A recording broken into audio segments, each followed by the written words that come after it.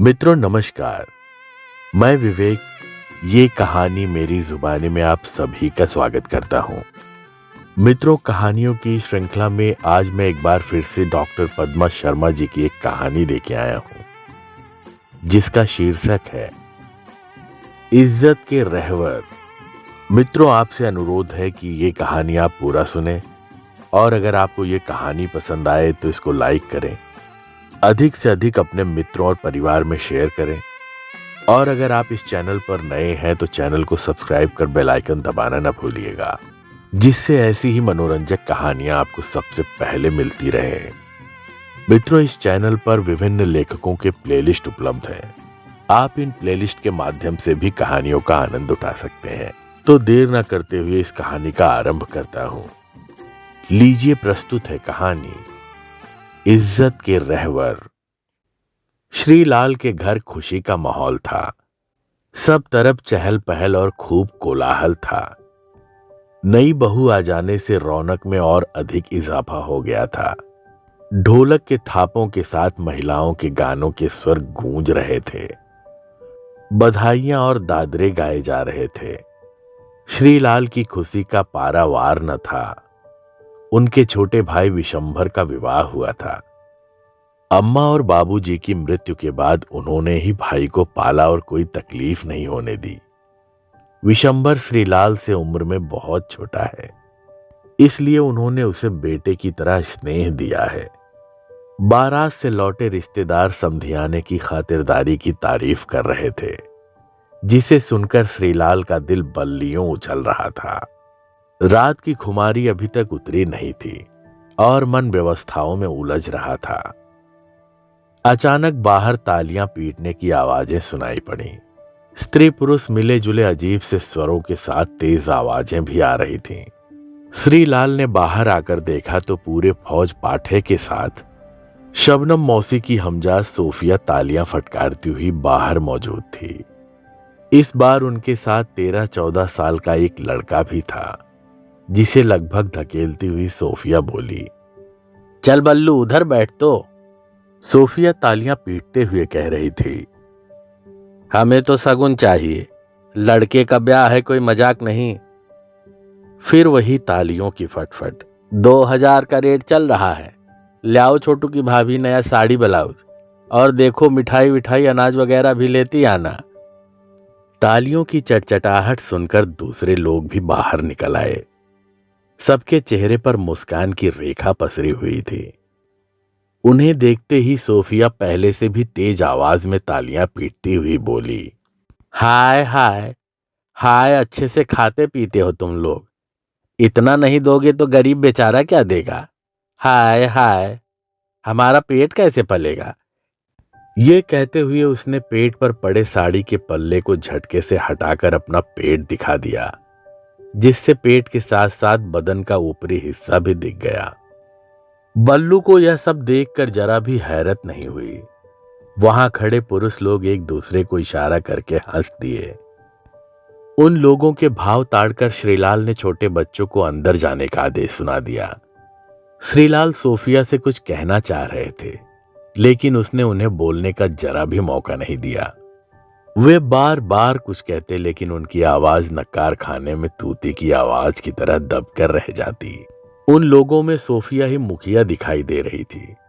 उसने अपने साथियों को ललकारते हुए कहा, अरे री गाओ रे गाओ, ए बल्लू बजा तो ढोलक, ए संगीता, ए रबीना लगा तो ठुमका, अरे ओ रंभा, ओ सुल्ताना निकाल तो घुंघरू।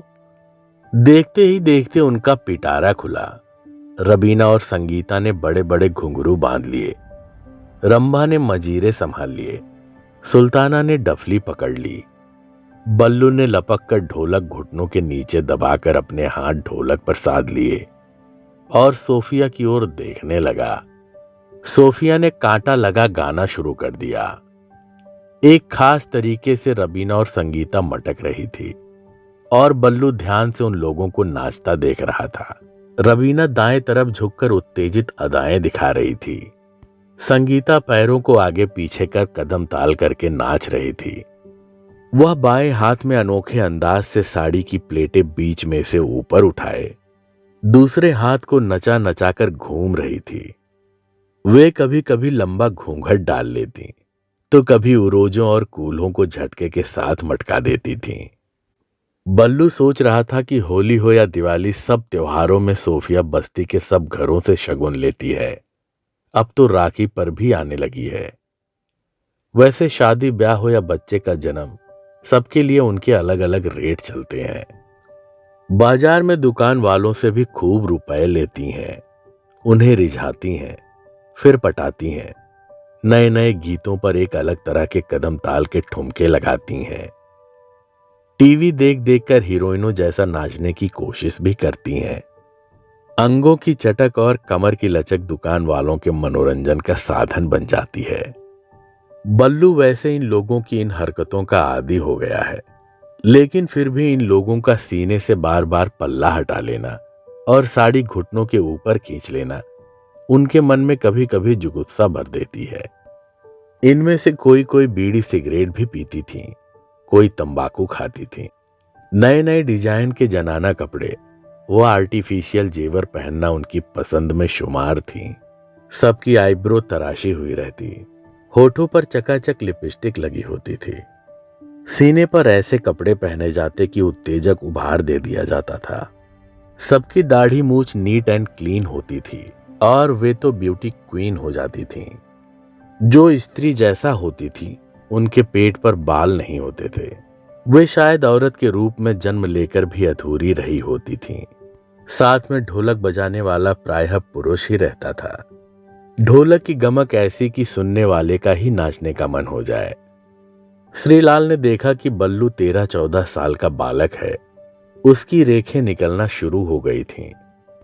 उसे देखते ही श्रीलाल को याद आया कि 14 साल पहले एक पागल कहीं बाहर से घूमती फिरती इस मोहल्ले में आ गई थी। कुछ महीनों बाद उस पगली के एक बच्चा पैदा हुआ था। पगली उस बच्चे को कैसे पालती सब चिंतित थे, लेकिन मोहल्ले के किसी परिवार ने इतनी हिम्मत नहीं दिखाई कि उस बच्चे को पाल सके। तब पांडुरंगा जिंदा थे और उनकी टीम ने ही यह जिम्मा लिया था। उन दिनों श्रीलाल के मन में इन लोगों के प्रति अपार श्रद्धा उमड़ आई थी। शायद यह लड़का वही है। अब तो खूब बड़ा हो गया है और बड़ी मुस्तैदी से ढोलक बजाना भी सीख गया है। बल्लू को गाना सुनकर बड़ा मजा आ रहा था। गाने की एक लाइन सोफिया गा रही थी, फिर उसी लाइन को सुल्ताना और रंभा दोहरा देती थीं।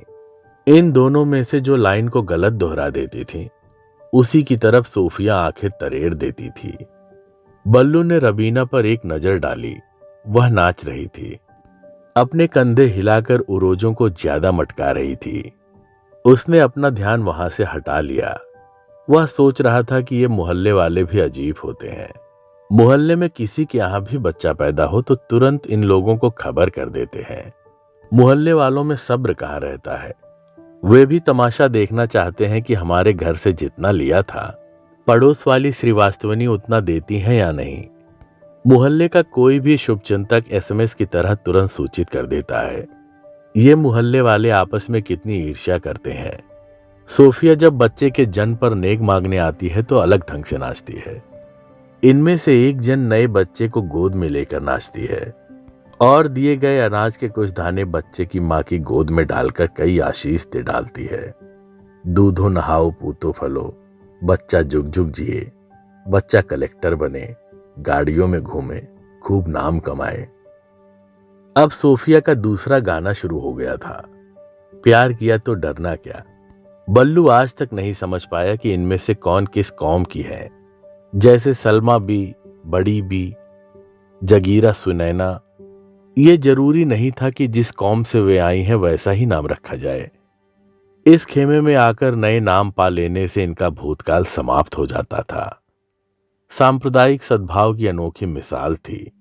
हिंदू के मुस्लिम नाम और मुस्लिमों के हिंदू नाम रखे जाते थे।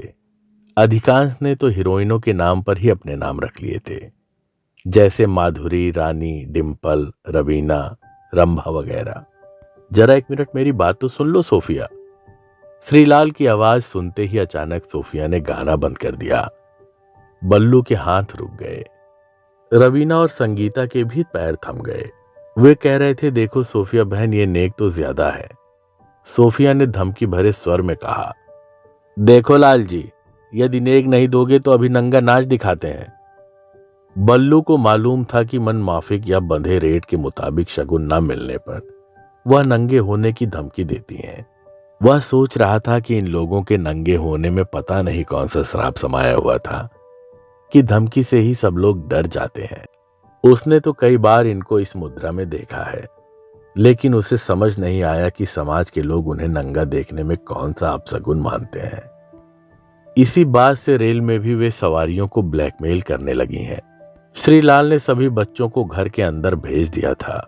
वे कहने लगे, देखो सोफिया, पांडुरंगा मामू जब तक जिंदा थे कभी यहां शगुन लेने नहीं आए। उसके बाद सोफिया बहन तुम वारिस बनी। तुम्हें तो सब मालूम है, इसलिए मामू का धर्म तुम्हें निभाना चाहिए। सोफिया गुस्से में बोल रही थी। हाय हाय, अब वो जमाना गया, अब ऐसा नहीं चलेगा। उसने तालियों की आवाज फटकारी। घोड़ा घास से दोस्ती करेगा तो खाएगा क्या? श्रीलाल ने तर्क दिया। वो हमारी मां को बहन मानते थे, यही रिश्ता चला आ रहा है। रिश्ते की बात सुनकर सोफिया को तैश आ गया। वह बोली, तुमने रिश्ता माना होता तो हम भी निभाते। रिश्ता तुमने तोड़ दिया। शादी का न्योता देने के समय हम कोई नहीं थी, हमें भी काट देते तो मानते। उसकी तालियों की आवाज फट फट कर गूंजी। वह बोली, अभी तक हर मौके पर बुलावा आता रहा, सो हम भी रिश्ता निभा रही थी। अब तुमने रिश्ता तोड़ा है तो तुम्हें भुगतान करना पड़ेगा।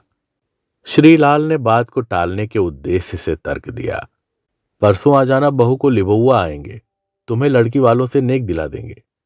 सोफिया खींचती हुई बोली, हमारे भी कुछ उसूल है लाल जी। लड़की की शादी में लड़की वालों से शगुन नहीं लेते, लड़के वालों से लेते हैं। जिनके यहाँ गमी हो जाती है वहां साल भर नेक दस्तूर नहीं लेते। पहली लड़की पैदा होने पर नेक लेते हैं, दूसरी लड़की होने पर जिद नहीं करते। गरीबों को कम पैसे में बख्श देते हैं।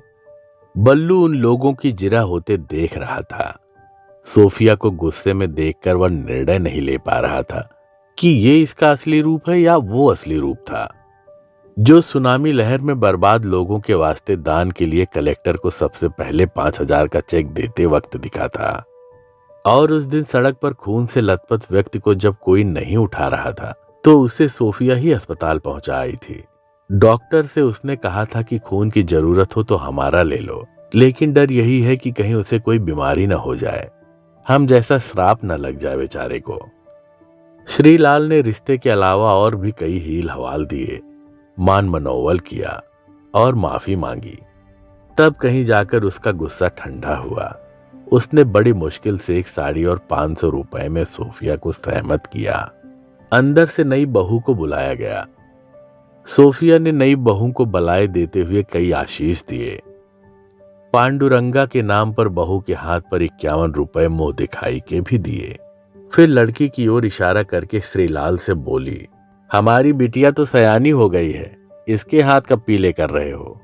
अब की बार बुलावा देना मत भूलना। क्या नाम है इसका? श्रीलाल ने संक्षिप्त उत्तर दिया, प्रतिभा। अब तो कॉलेज में पढ़ रही होगी। हाँ। बल्लू ने देखा नई बहू से सटकर खड़ी प्रतिभा शर्म की गठरी बनी जा रही थी। वे लोग आपस में मस्ती करती लौट पड़ी। 2 महीने बाद की बात है। अगस्त का महीना शुरू हो गया था। पानी जोर से बरस रहा था। रात में बल्लू दालान में सोता था। पहले वह सब लोगों के साथ सोता था। सभी लोग उसे अपने पास लिटाने को आतुर रहते थे। शुरू में वह समझता था कि सब उसे बेहद प्यार करती हैं, लेकिन धीरे धीरे उसे महसूस होने लगा कि रात में उसके शरीर पर उन लोगों के हाथ रेंगने लगते हैं। उनके हाथों का स्पर्श उन्हें अच्छा लगता और वह अस्खलित हो जाता। एक रात जब एक के बाद एक 4 लोगों ने उसे परेशान किया तो वह चीख उठा। तब से सोफिया ने उसे बाहर दलान में सुलाना शुरू कर दिया। उसने सबको हिदायतें भी दे दी कि वह पांडुरंगा की अमानत है, इसलिए उसे अपनी टीम से अलग करना नहीं चाहती। अन्यथा अब बल्लू की उम्र अलग रहकर खाने कमाने की हो चुकी है। उसने गुस्से में कहा कि बल्लू के साथ किसी ने बदसलूकी की तो मुझसे बुरा कोई नहीं होगा। उसे रात्रि में अब भी कमरे से कई तरह की आवाजें सुनाई दे रही थीं। उसका मन हुआ कि किवाड़ की दराज में से झांके, लेकिन उस रात की घटना याद आते ही वह पस्त हो गया। दोपहर का समय था। बल्लू का नियम था कि पास की गली में नुक्कड़ पर बने होटल पर चाय और टोस्ट खाता था। आज कुछ ज्यादा ही बारिश हो रही थी। वह चाय पीने चल दिया। आज होटल बंद था। निराश होकर वह लौट ही रहा था कि उसने देखा श्रीलाल की बेटी प्रतिभा कॉलेज से आ रही थी। वह छाता लगाए थी, लेकिन फिर भी भीग गई थी। उसके कपड़े बदन से चिपक गए थे। घर जल्दी पहुंचने के चक्कर में वह गली में घुस गई। उसी समय उसने देखा कि प्रतिभा के मोहल्ले का लड़का छिंगा भी पीछे पीछे गली में चला गया।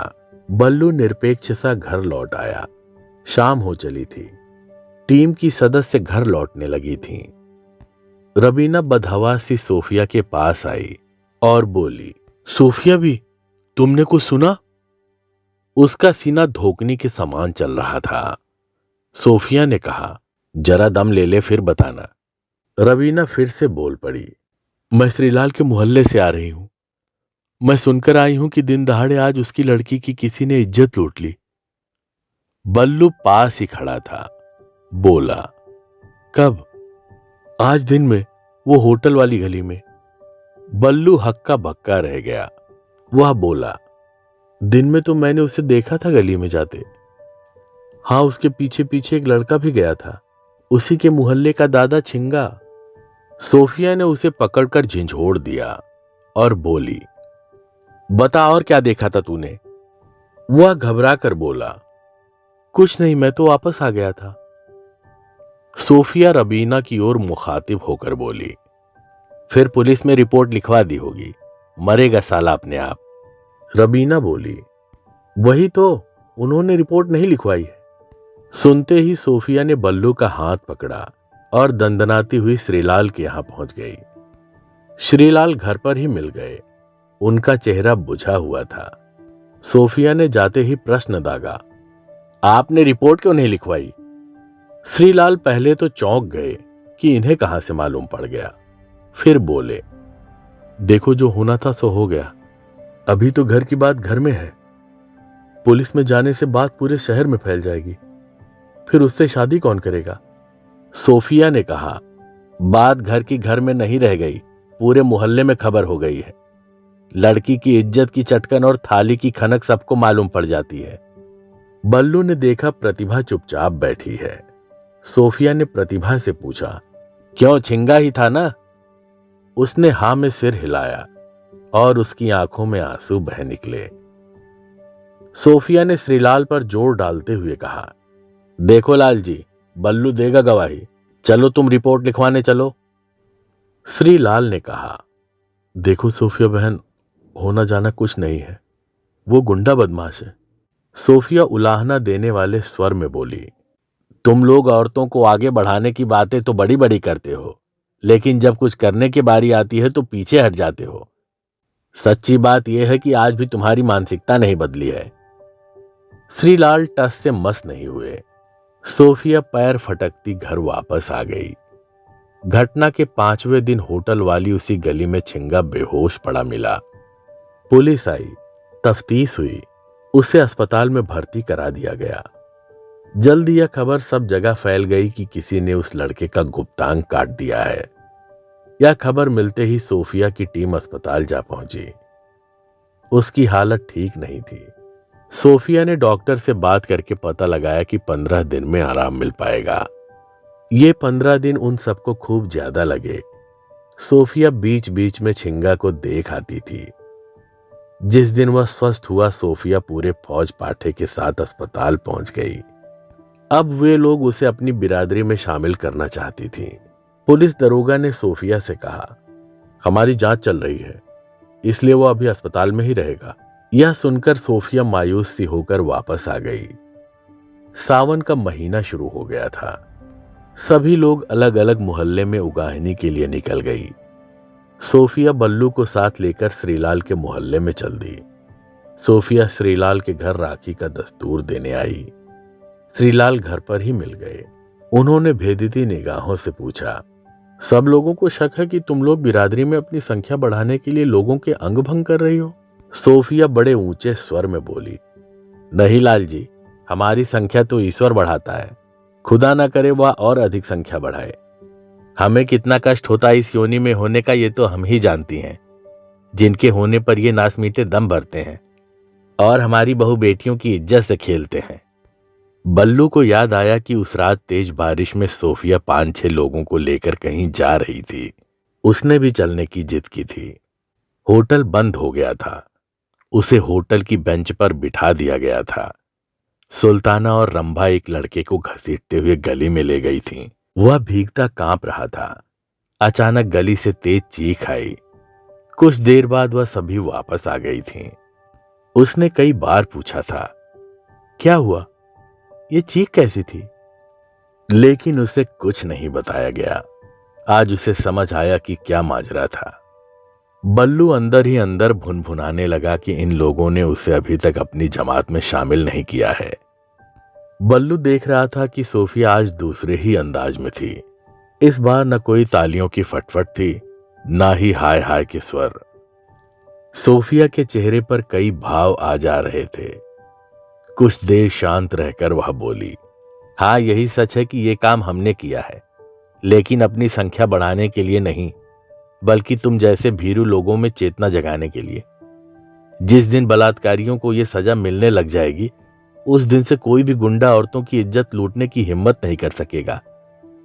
सोफिया श्रीलाल को शांत देखकर विषाक्त स्वर में बोली, अलबत्ता पहले तो माँ बाप इज्जत के डर से रिपोर्ट लिखाते नहीं है। यदि रिपोर्ट लिखा भी दे तो केस साबित नहीं हो पाता। रुपयों की भरमार से सबूत के बिना केस रफा दफा हो जाता है, और यदि जुर्म साबित भी हो जाए तो कितने साल की सजा होगी? 5 साल की, 7 साल की, बस। जमीन पर हाथ मारते हुए वह बोली, हरामियों को ऐसी सजा मिले जो हमने दी है तो कोई बहु बेटियों की तरफ आंख उठाने की हिम्मत ना करे। यह सुनकर बल्लू के मन में आए उन लोगों के प्रति क्रोध, नफरत, उपेक्षा का भाव सब कुछ समाप्त हो गया। उसे लग रहा था कि संवेदना तो इन लोगों में है जो दूसरों पर आश्रित रहते हैं। संवेदना श्रीलाल जैसों में नहीं है। इज्जत से तो ये लोग जीते हैं, दूसरों की इज्जत तो मौके बेमौके उधड़ती रहती है।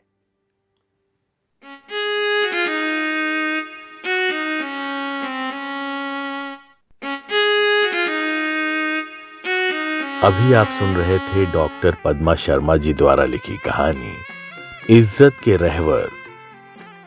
मित्रों, आपको ये कहानी कैसी लगी हमें कमेंट करके जरूर बताएं, और अगर आपको ये कहानी पसंद आई है तो लाइक करना और शेयर करना ना भूलें।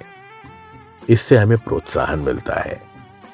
और अगर आप इस चैनल पर नए हैं तो चैनल को सब्सक्राइब कर बेल आइकन दबाना ना भूलिएगा, जिससे ऐसी ही मनोरंजक कहानियां आपको सबसे पहले मिलती रहें। मिलते हैं किसी नई कहानी के साथ। तब तक के लिए नमस्कार।